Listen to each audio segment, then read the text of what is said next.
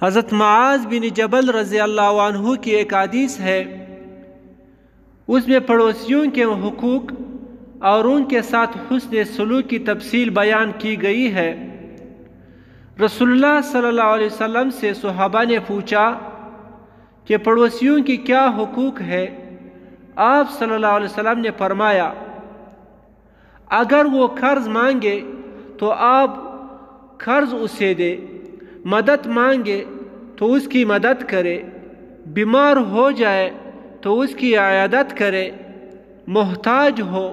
تو اس کو عطیہ دے، فقیر ہو تو اس پر احسان کرے، خوشی کے موقع پر اس کو مبارکباد دے، اور اگر کسی مصیبت میں ہو تو اس کو تسلی دے، وہ مر جائے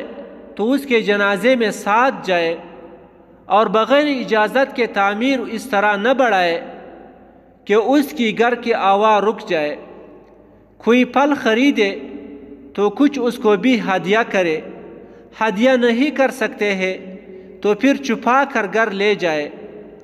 ایسے میں آپ کا بچہ وہ پھل باہر کر نہ جائے کہ اس کا بچہ دیکھ کر پریشان ہو جائے۔ اس کی سند کے متعلق حافظ ابن حجر رحمہ اللہ فرماتے ہیں